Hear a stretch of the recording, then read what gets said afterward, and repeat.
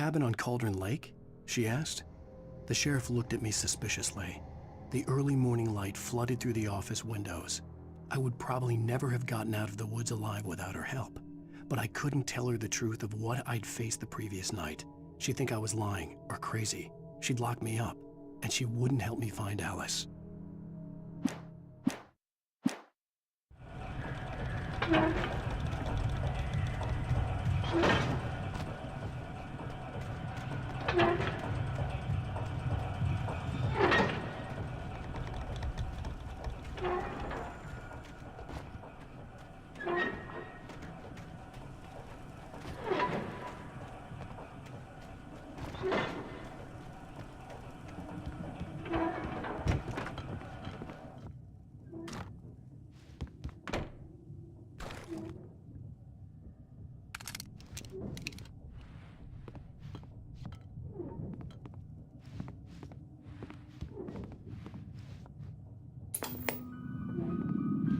Science. It bestows immortality on those who advance it to elevate all of mankind. Newton, Einstein, Sagan, princes among men. But the price for such a legacy is steep indeed. In Night Springs.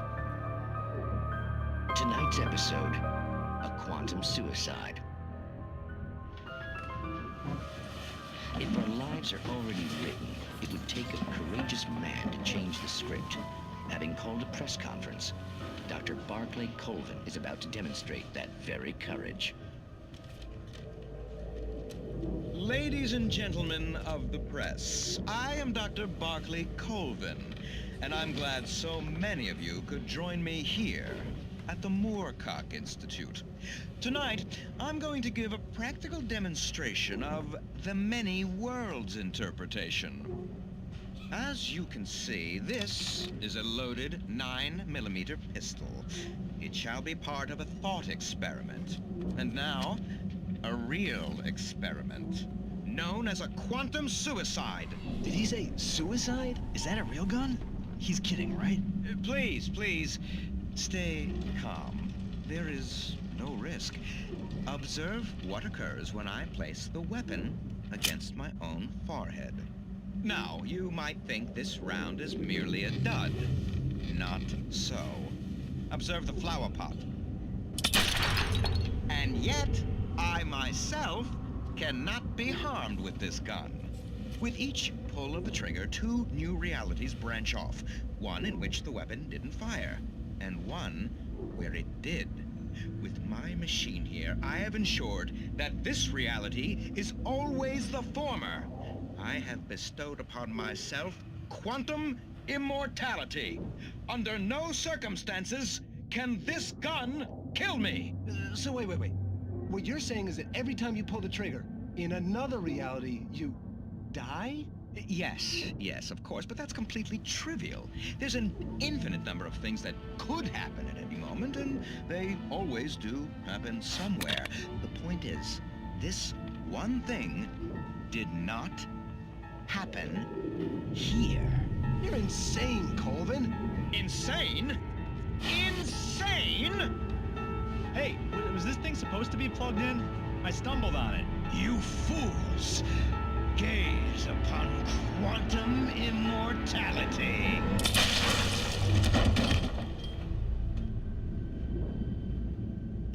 Poor Dr. Colvin, felled by his own hubris or the ignorance of the masses. Perhaps he should have left the crate unopened, the decaying atom unobserved. Curiosity often kills the cat. In Night Springs.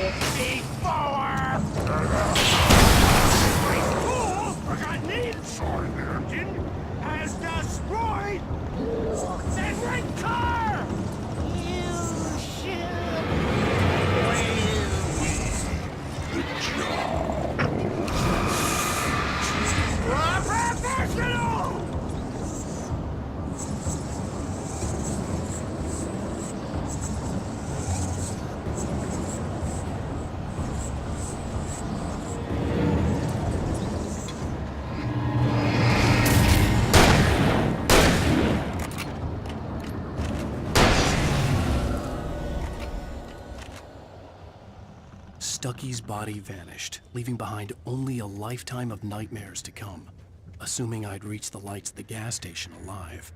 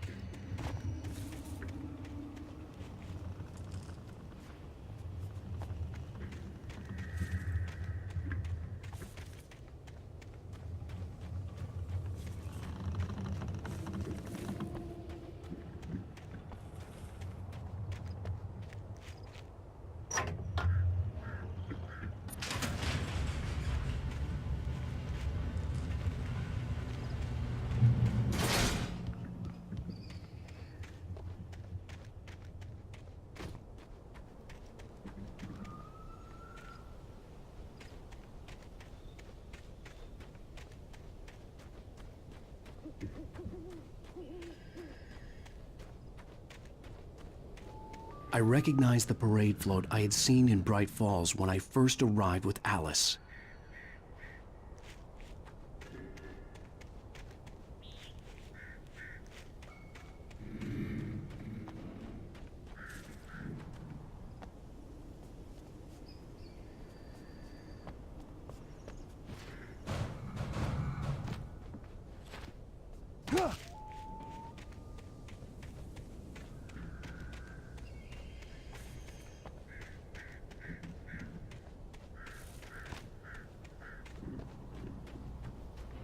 After the insanity I had just experienced in the darkness, the lights of the gas station felt comforting.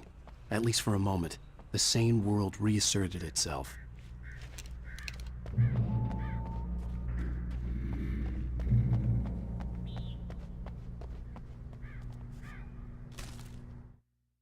Stucky spat on the garage floor and tried to shake the cobwebs from his head. Ever since the couple never showed to pick up the keys, things had been fuzzy. Something, a feeling, caught his attention. Stucky looked up and stared as his brain tried in vain to process the horror before him. He stumbled back, knocking over a can of oil. A black pool spread across the floor while he struggled for a brief moment, then let go as the unrelenting darkness engulfed him.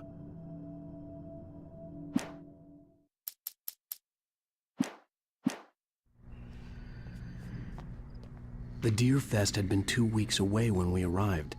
If the day count on the banner was right, I was missing a whole week between the night we got here and now.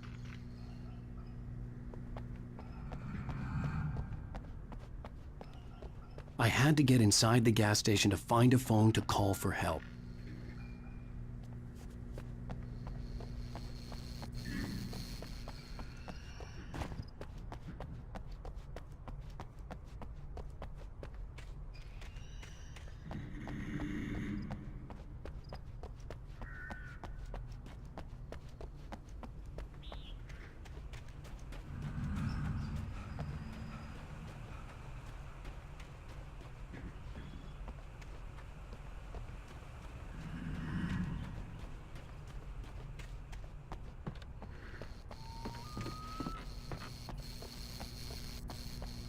The garage was a mess. It looked like someone had trashed the place, or that there'd been some kind of fight.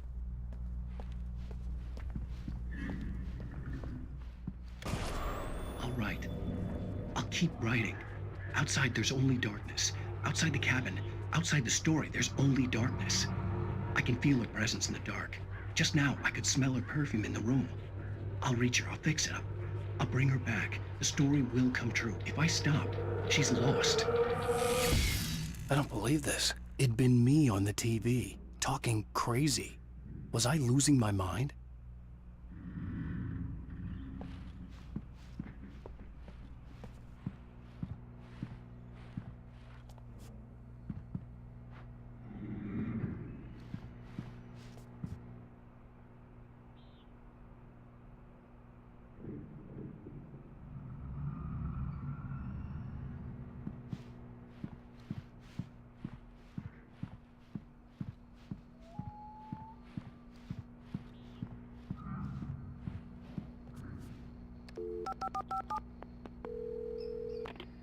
Bright Falls Sheriff Station.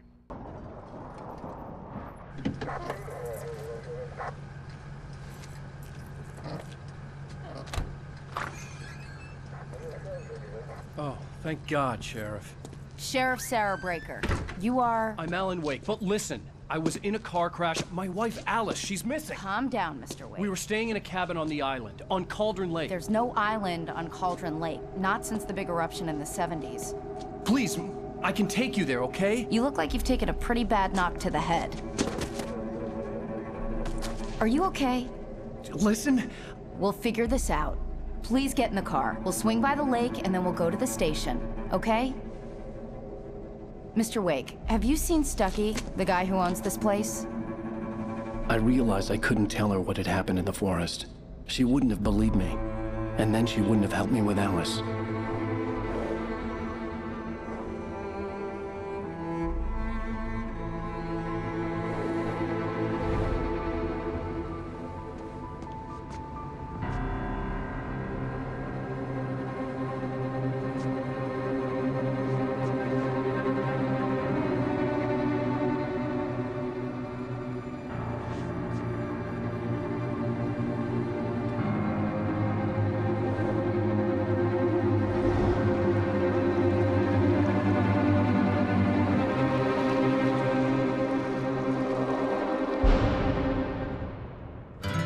A candy-colored clown they call the Sandman tiptoes to my room every night, and just to sprinkle stardust and to whisper, go to sleep, everything is all right.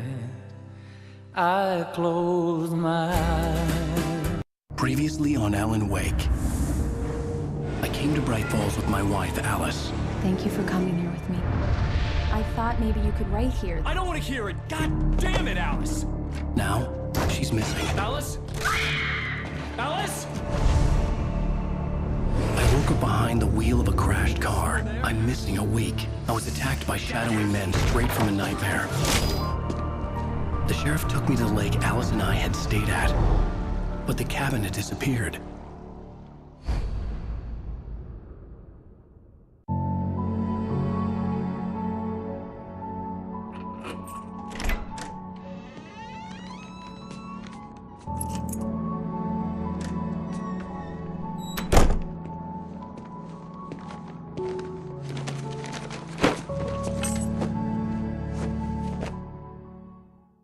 Honey, I'm home. Back here, sweetie. How was it? Worst weather I've ever seen. You should put some coffee on. It'll warm you up.